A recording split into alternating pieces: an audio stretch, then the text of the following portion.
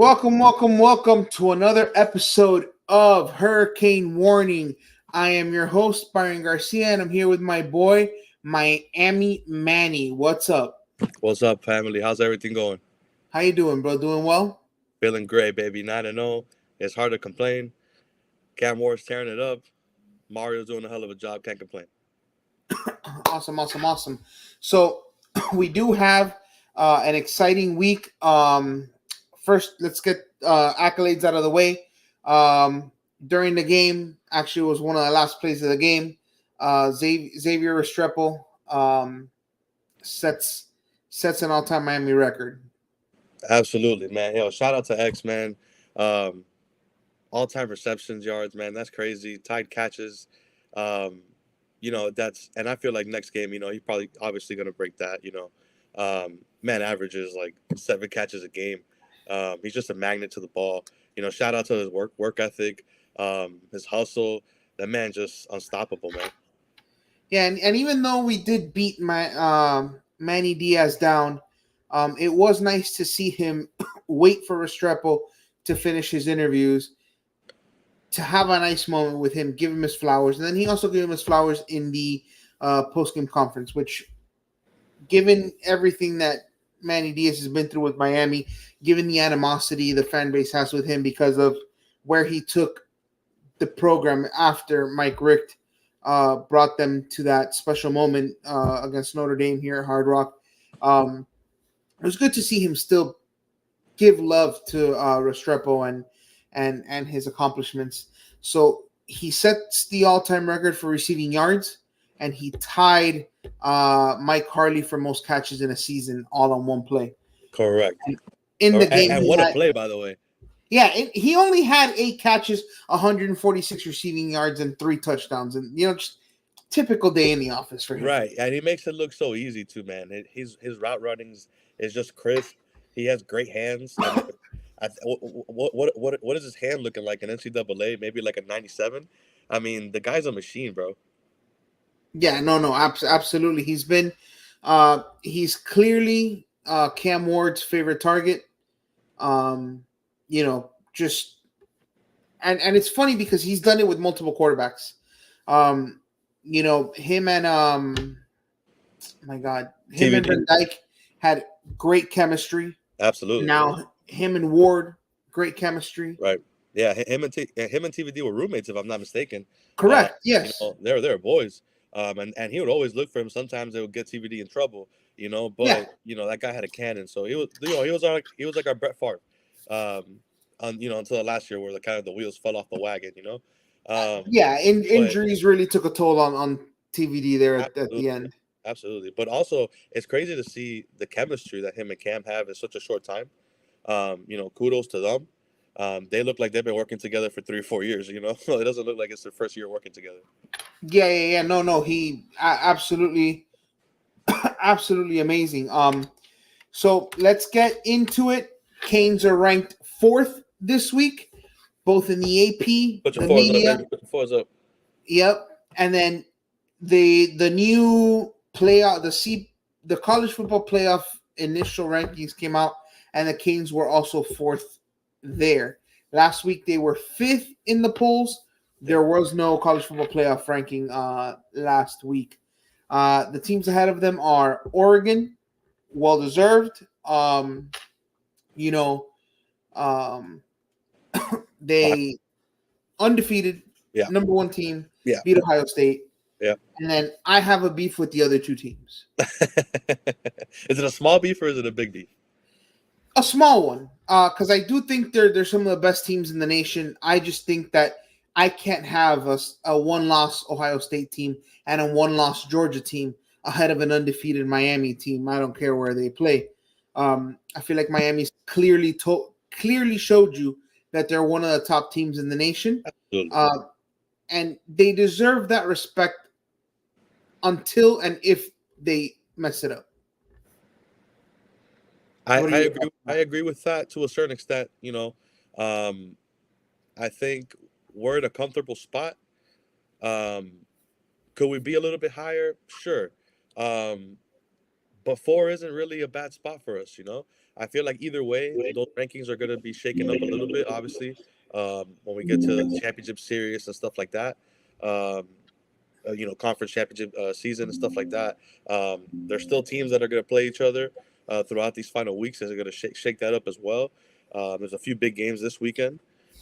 So let's see. There's still a lot of season left. I guess all those names could change in a matter of a week. You know how college football is. Yeah. I also think that I have a small beef with where Indiana is ranked. Um, I think they deserve their flowers as well. Absolutely. Um, I think that the name recognition has a lot to do with where they're ranked. Um, and SMU deserves a little bit of flowers as well. Their only loss was to an undefeated BYU team that I think was fourth in the rankings. No, BYU was what? Um, I don't know. I know that they were fourth in the. They're in the bracket, if I'm not mistaken. yeah, I believe they're in the top half of the bracket. I mean, they I think are they the have a bye in the they're 8 bracket. and 0 right now. They're number In the bracket, 9. They're number not the 9 right now in the rankings. In the country. bracket. Yeah. In the bracket. Um, so like I said, that could change. And kind of going piggybacking on what you said there. Shout out to Red Ashley over there at SMU. Yeah, You know, man, did I love his offense in Miami? That was beautiful, man. So to see it over there, I mean, hey, and to see former Hurricanes, it's Brashard UM. Smith, It's shout out. UM light. Is basically what it Yeah, is. man, it really is, man. It's Miami, Texas, bro. Yeah. But it's still cool to see, man. I watch a lot of SMU games too. I love his systems. Shout out to him, man. Shout out to what they're doing over there too. Um, Shout out to Brashad Smith, who made the change from wide receiver to running back, and, and and he's he's been doing killing well, it. man. I'm proud of him, man. He's doing well, man. He's running in between the tackles very well. Some might say he's small, but it doesn't matter, man. All that matters is heart. Yeah. So last week, as we spoke about, it was a Manny Diaz revenge game. Um, they made it close. They played it tough. I think that Manny Diaz should be proud of the effort Duke placed, but at the end of the day, Cam Ward 400 yards through the air, 5 touchdowns. He had a stupid, annoying pick that shouldn't have been thrown, but you take the good with the bad with him. Absolutely, Um, it's forgiven, 100 Cam. Don't worry about it, fam. Yeah, I mean, he's earned that dumb throw. Listen, it is what it is, bro. Go ahead, make a play, Cam. You know, Yeah. I'm gonna do my Um, thing, bro. I'll take it. Canes had 126 yards rushing. I would love to see that number go up, but the tempo of the game, predicted us passing, and we did it successfully and we did it easily. So it's all right. It's all right. Yeah, Restrepo had the big game, 8 catches, 146, 3 TDs. But aside from Restrepo having that huge game, it was pretty spread out. Jacoby George had 4 for 74 and a touchdown. Isaiah Horton was almost that possession guy, 6 for 71. And Sammy Brown got into the action, 2 for 46, had that one big game. Absolutely. What was your overall thoughts on that Duke game? I mean, it's kind of started. You're like, oh man, what's going on here? Is it the same Manny Diaz that we're used to seeing? And That shout out to him, defense man. I heard is him legit. at halftime. Yeah, man, it was a different Manny Diaz, at least from what we know in Miami. It wasn't. I don't know, man. It looked like he had a certain confidence to him.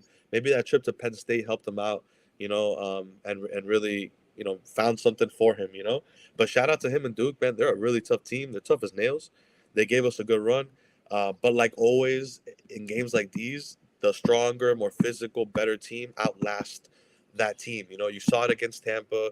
You saw it against Kyle. You saw it now against, this team as well. So at the end of the day, we're finding ways to win. And what did we beat them by? Almost, what, 22? When we beat him by 22. Dude, I mean, I'm not mad at that. Cam lit it up, man. Shout out to Heisman. You know, Yeah, and I think Malik Murphy, I think he deserves his flowers because he played a hell of a game. yeah, He made some boneheaded throws. One glaring one was a pick he threw, and his hands were on his helmet, like, oh my god, what did I do? right, Before the ball was even caught. right. That gave us a short field, set up a score. But I mean, but he made some throws where you were like, this is the guy that Manny, this is why Manny recruited him to Duke. Yeah, yeah. No, and we saw different lights in him. Different moments where you're like, okay, he could be something special. If I'm not mistaken, he used to be at Texas and he transferred over to Duke. I I could be mistaken on that, but I feel like I'm not I saw sure, him in the game. but I Uh, know the story of how Manny got him to Duke. oh, that's Um, interesting. so Malik Murphy was in at, I think, one of the camps here in Miami. Um, and there's a picture of him as, I think, either a young high schooler or a middle schooler, something like that. And Manny Diaz was a part of it. And he sent him a picture of when he registered for the camp, and he said, "Man, does time fly?" And then that's how he was able to get um, Murphy over to Duke.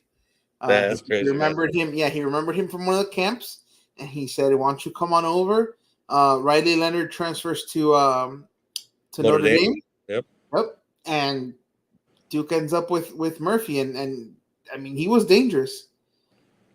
And, Very dangerous, man. Very dangerous. And like I said, he's gonna improve. He's gonna improve. That's somebody else that we gotta pretty much worry about now too. The Duke Blue Devils aren't the same Duke Blue Devils that they once were. and he's got the best set of hair in the ACC. I don't care what anybody Oh, says. facts, man, facts, bro. I wish I listen. I wish I could grow hair like that.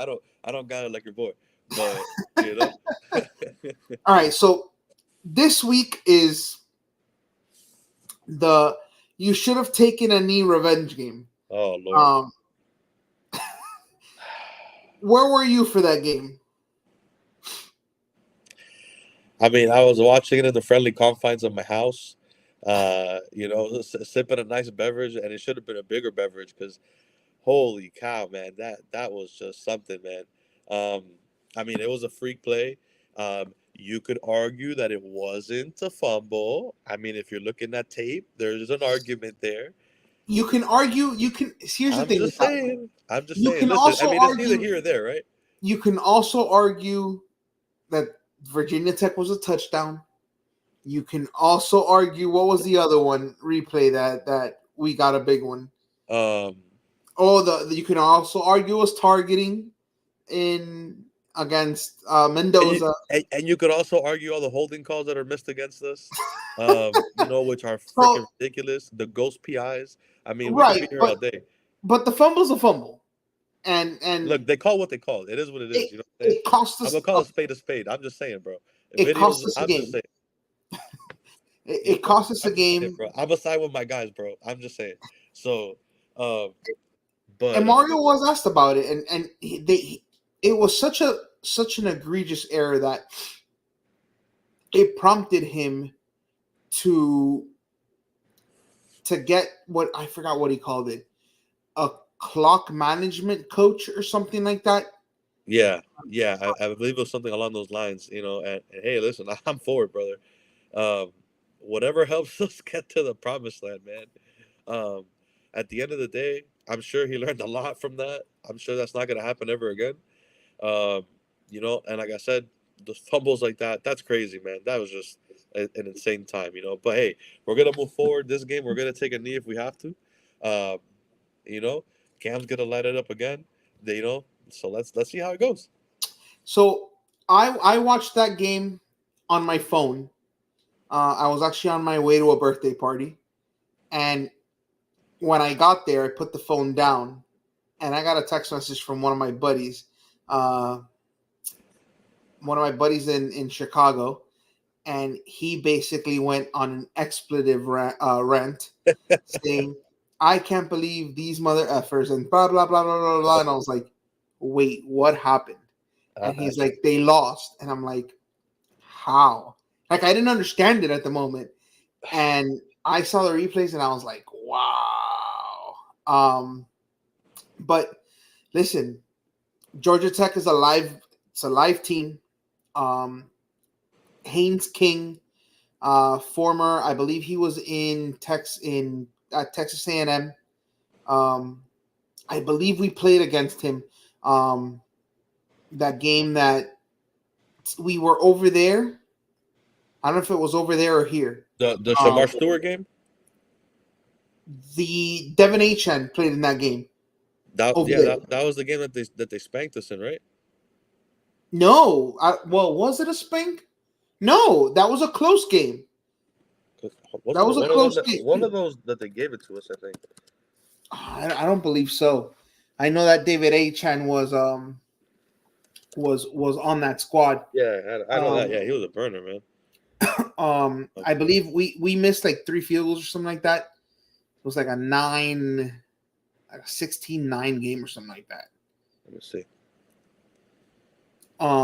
But yeah, Georgia Tech 5-4 overall, 3-3 in the ACC.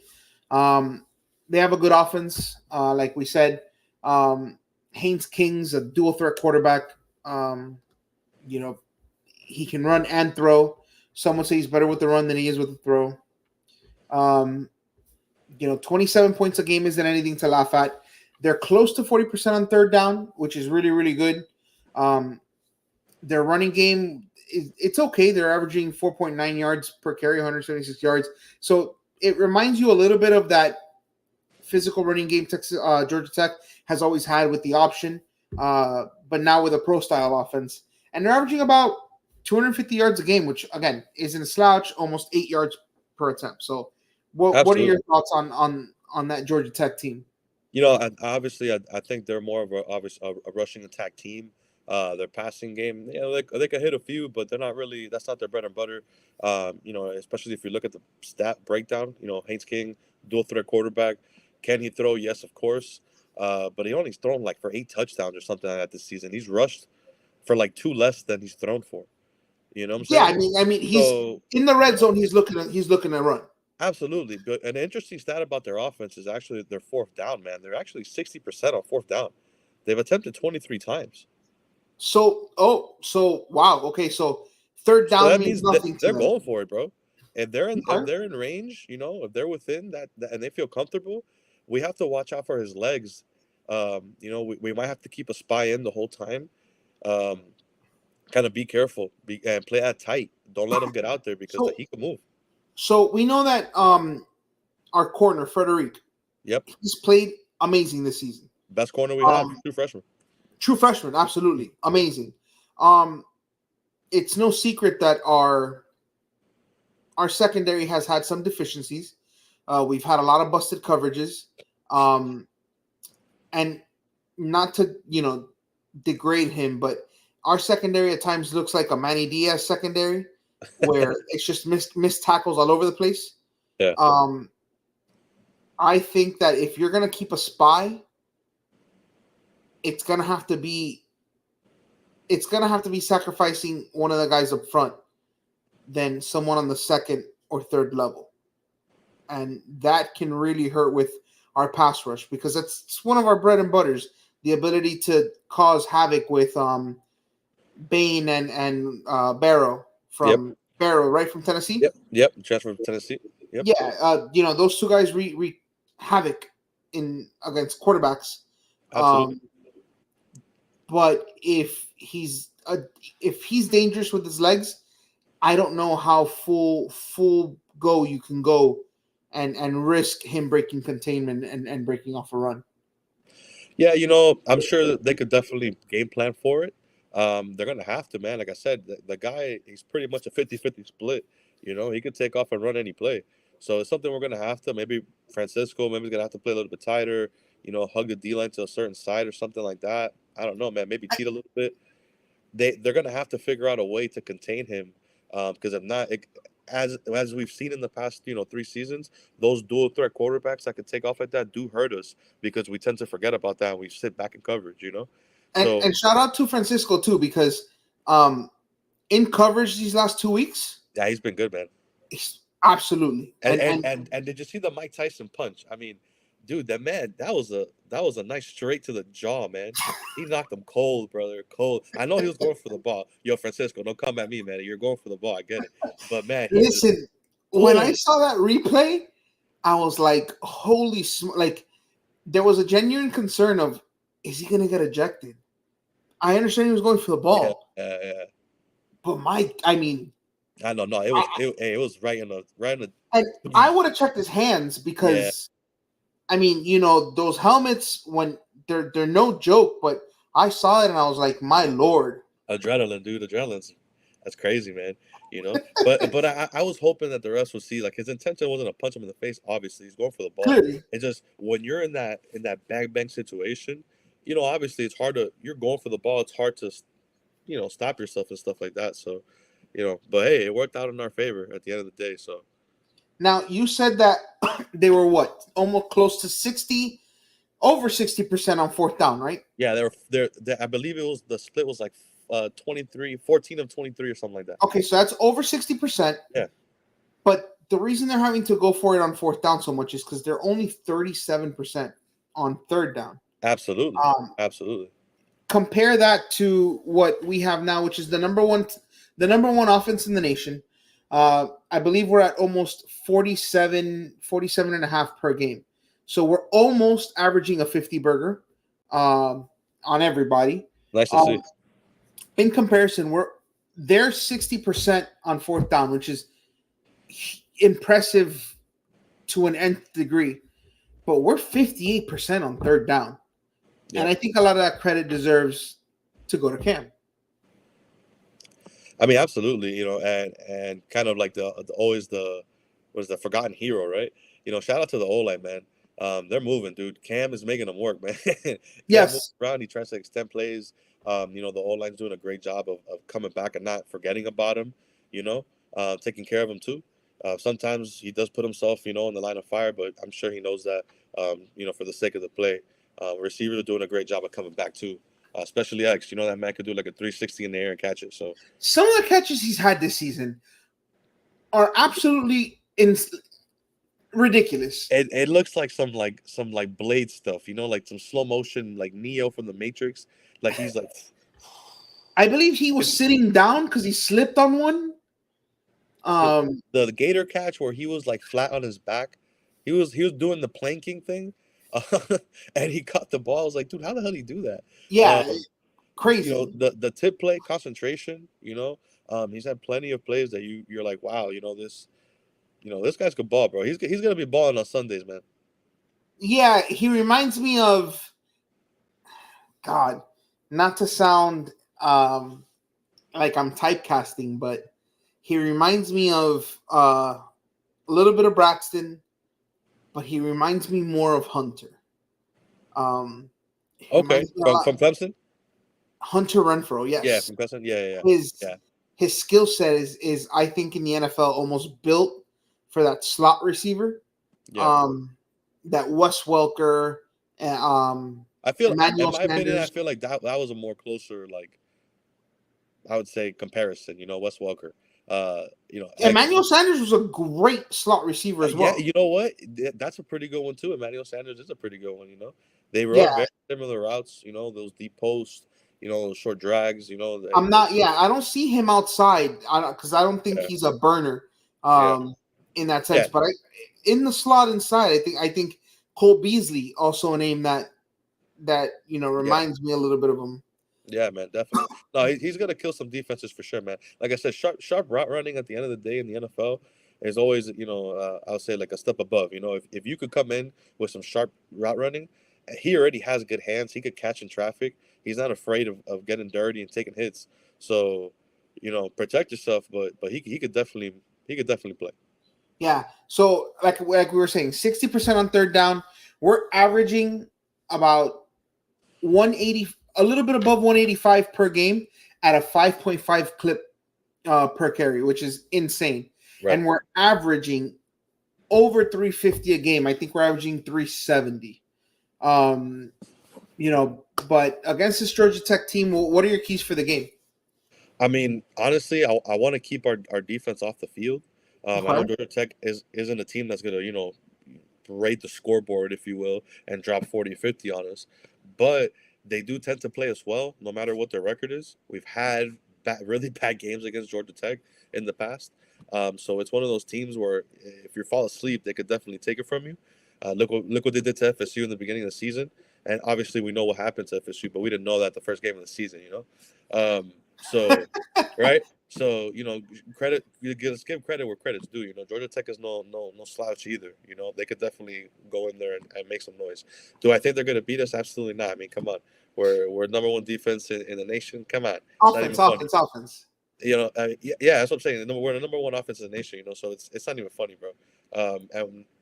But with them, shout out to their run defense. They do make you pass.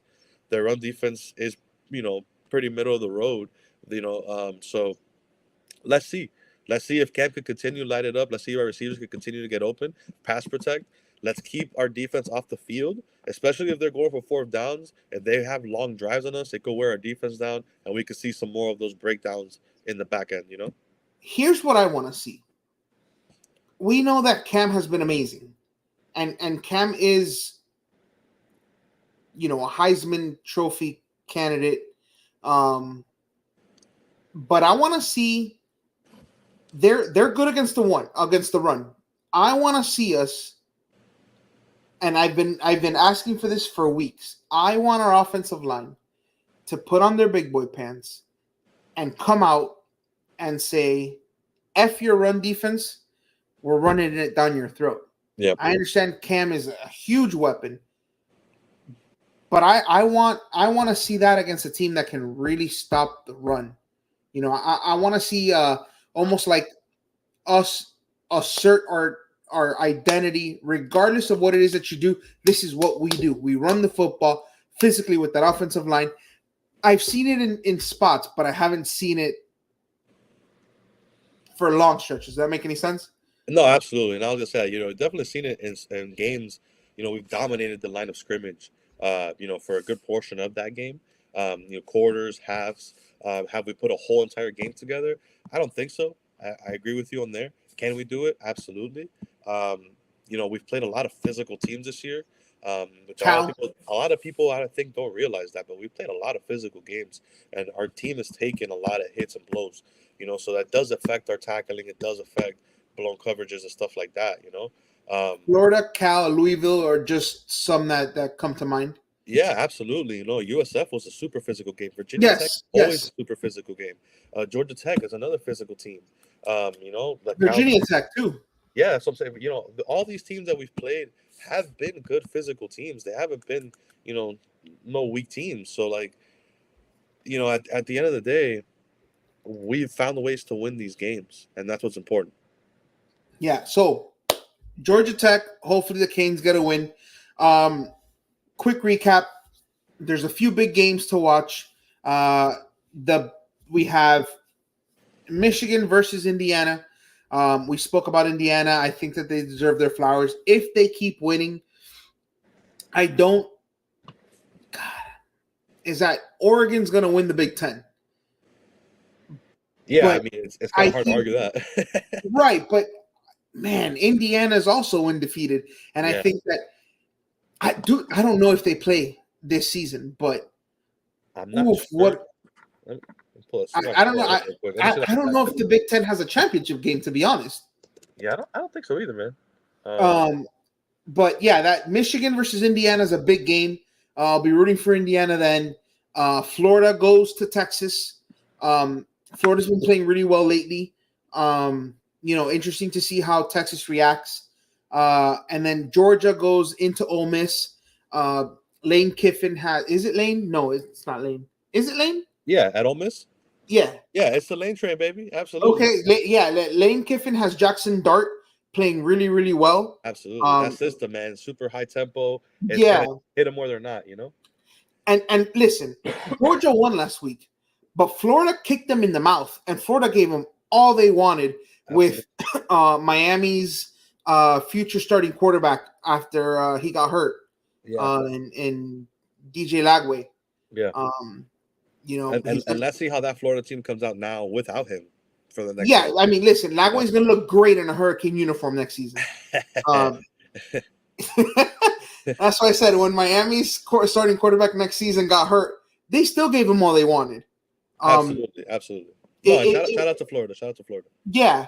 And then you have number 11 Alabama, number 15 LSU. That's going to be always. To borrow a phrase from Um, God, I don't even know if he's still with us. Keith Jackson. It's gonna be a slobber knocker. Granddaddy of them all. Yeah. On this week, Alabama LSU should be a good one. I believe this is a playoff eliminator game. Yeah, absolutely. Eh, yeah, it's kind of hard to argue that, right? If LSU could beat Bama, it's pretty much a That wrap. would be 3-loss Alabama team I mean, yeah, if they lose this, it's over for them. because they lost. Alabama lost to Vanderbilt. Yeah. Uh, I who mean, are I would who's say it's hard for Alabama to make the playoffs, especially considering, other teams, that are deserving of that. It's hard. A 3-loss team. And of course I'm saying this if they lose to LSU, right? right? I'm trying to see who was it um that Alabama's lost to. I I think it know was they lost Georgia, to right? Vanderbilt. I think it Huh? was. No, they came back to beat Georgia, was it? They lost to Vanderbilt. They lost to Tennessee. So it's a 2-loss. It's a 2-loss Alabama team now, and then if they lose to LSU, it would be Vanderbilt, Tennessee, and now LSU. Yeah. Um, and then LSU is a 2-loss team with both of their losses coming. Let me see who their losses came to. USC in the first game. Miller Moss, Moss Miller, whatever the guy's name is, played a really, really good game.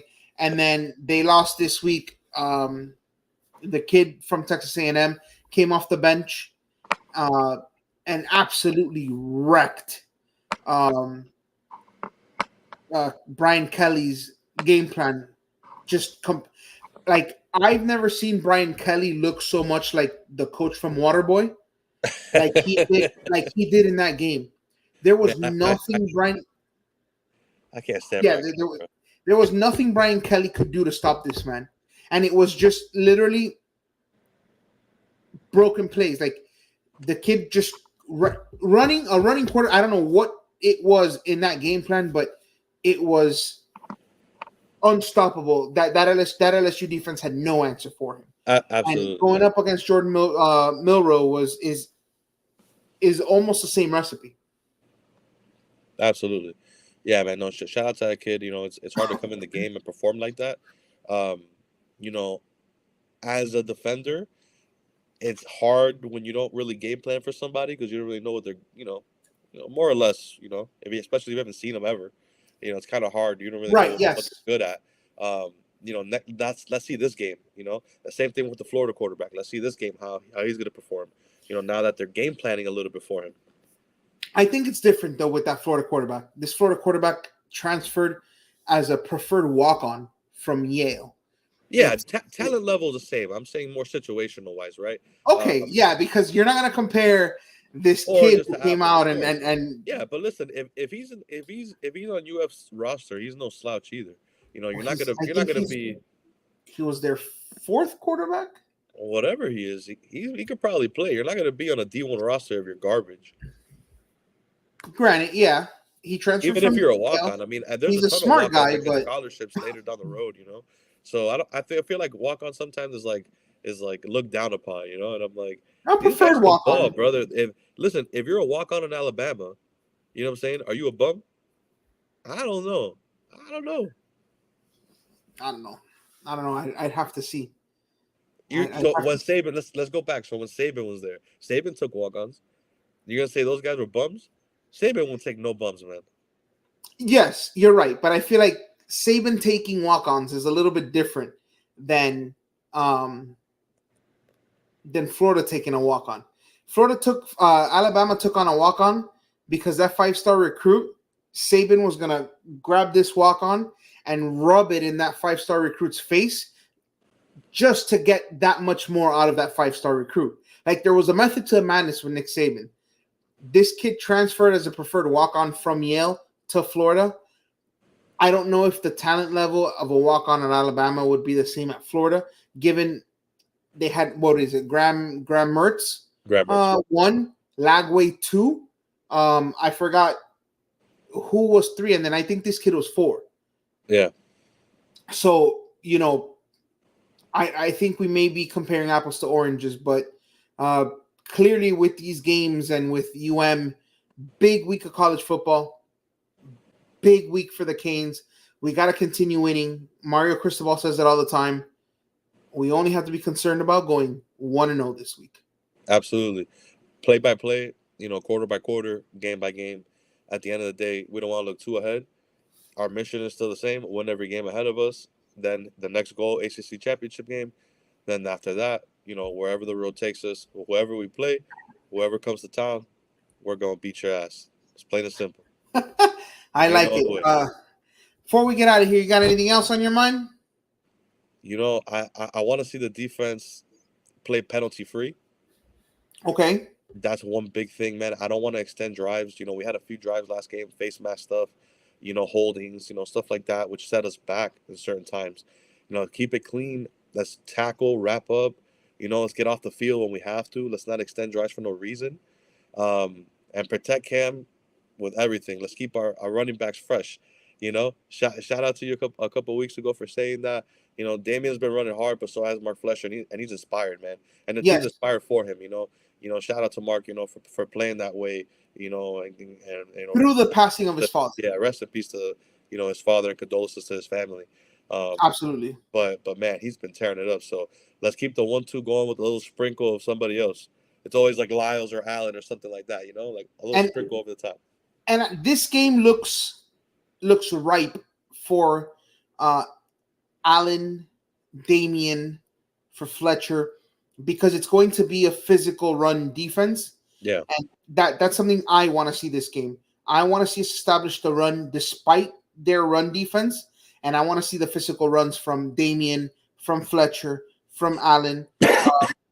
I feel that Lyle might be a little bit taken on the back burner of this game just because of the physicality that it's going to take to run. He may be more of a end of the game running back where his fresh legs and speed may just take advantage of a tired, worn down Georgia Tech defense. Yeah.